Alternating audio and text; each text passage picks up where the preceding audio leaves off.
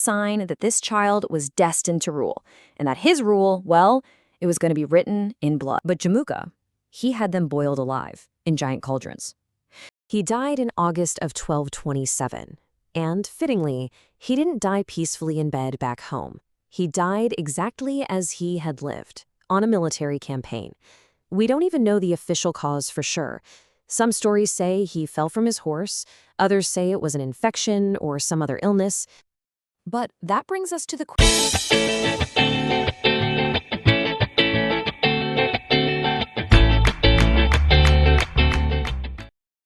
Think about this for a second. He was an abandoned child, a total outcast, even a slave. And yet, he went on to build the largest single-land empire in the history of the world. So how does that happen? This is the incredible story of how a boy named Temujin became the one and only Genghis Khan. I mean, right from the very beginning, his life was just different.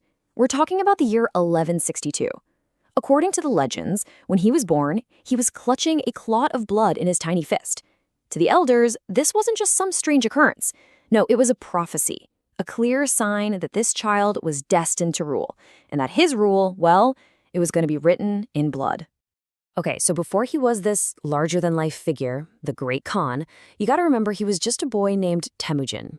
And his childhood out there on the brutal Mongolian steppes, it wasn't just tough. It was a non-stop, day-in, day-out fight for survival. And that's exactly what forged him into the man who would, eventually conquer the world. And his world just completely fell apart. And I mean, fast. When he was only 9 years old, his father, a chieftain, was poisoned. Right after that, their own tribe, their own people, just abandoned his family, leaving them to starve. Then, by the time he's 15, he's captured by rivals and forced into slavery, wearing one of those heavy wooden collars.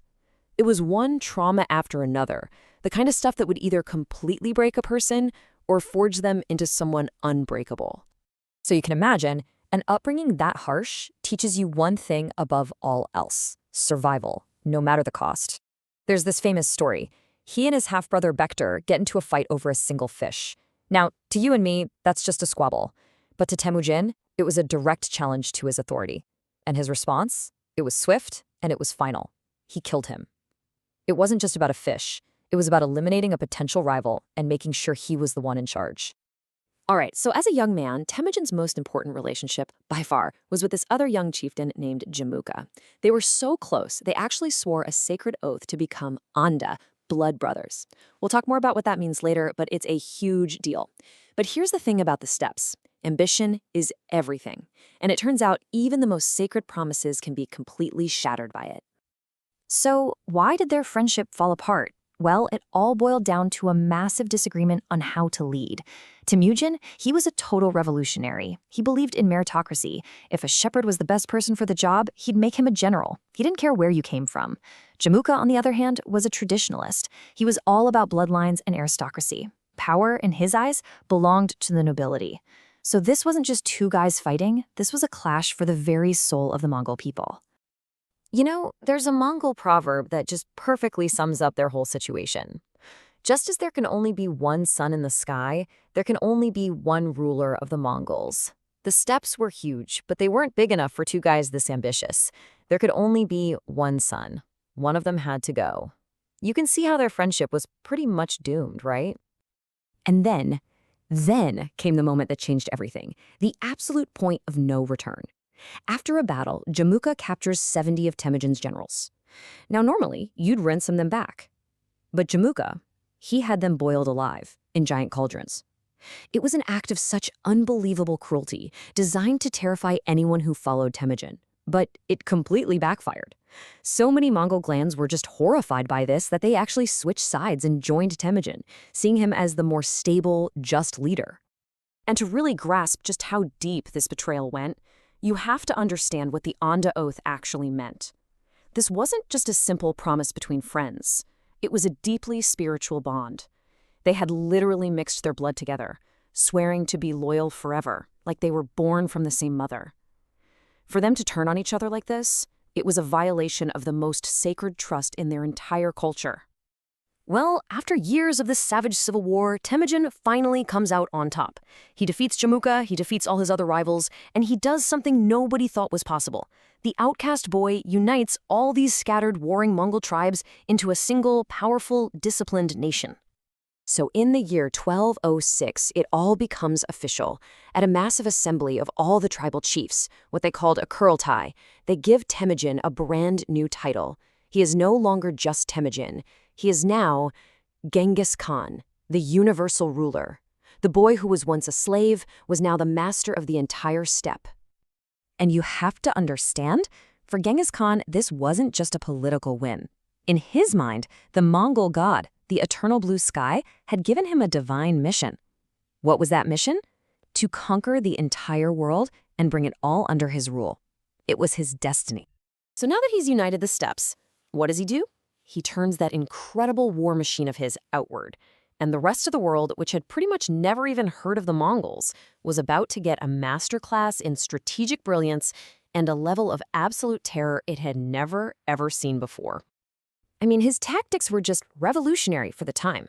His horse archers were masters of the feigned retreat. They'd pretend to run away, lure a bigger army into a trap, and then just turn and destroy them. He was also a master of psychological warfare.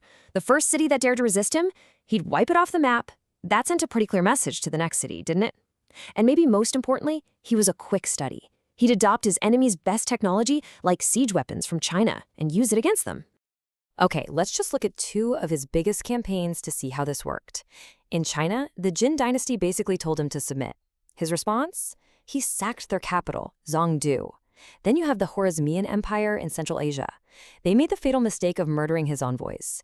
Genghis Khan's revenge wasn't just to defeat their army, it was to utterly annihilate their entire empire. He literally wiped it off the map. Now, let's talk about the human cost. I want you to just take a second and really absorb this number. 40 million. That's a conservative estimate of how many people were killed during his conquests. 40 million. The scale of that destruction is almost impossible for us to even wrap our heads around. To put that into perspective, his campaigns killed roughly 11% of the entire world's population at the time. Think about that. More than 1 in every 10 people on the planet. It was a demographic catastrophe on a scale the world had never seen before and honestly has rarely seen since. So after this unbelievable life of conquest and empire building, we get to Genghis Khan's final chapter. And it's wrapped up in one of the greatest mysteries in all of history, his own death, and more importantly, his burial. He died in August of 1227, and fittingly, he didn't die peacefully in bed back home. He died exactly as he had lived, on a military campaign. We don't even know the official cause for sure. Some stories say he fell from his horse, others say it was an infection or some other illness. But that brings us to the question that has obsessed treasure hunters and historians for 800 years. Where is Genghis Khan's tomb? He was buried in a secret, unmarked grave, and even with all of our modern technology, we still have absolutely no idea where it is. The measures they took to keep his burial site a secret were just extreme. The funeral party supposedly killed every single person and animal they met on the way to the tomb. Then, 800 horsemen trampled the ground over and over to hide any trace of digging. A river was even diverted to flow over the gravesite. And then, to make sure the secret was kept forever, everyone involved in the burial was executed. And then, the soldiers who executed them were also killed. So, what's his legacy? How do we even begin to think about him? Well, it's completely split. If you go to Mongolia today, he is a national hero, the founding father. His face is on their money. But for much of the rest of the world, especially the places his armies went, he's a symbol of absolute terror and destruction. And the crazy thing is, both of those things are true. But you know, his most surprising legacy might actually be written in our DNA.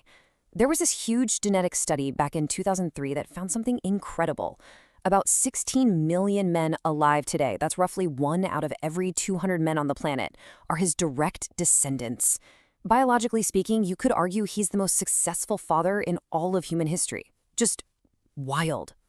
So at the end of the day, we're left with this massive question. Was he a nation's founder, a visionary leader, Or was he a world breaker, a ruthless conqueror? And the real answer is he was both. And that's exactly what makes him one of the most complex, one of the most terrifying, and one of the most fascinating people to ever live.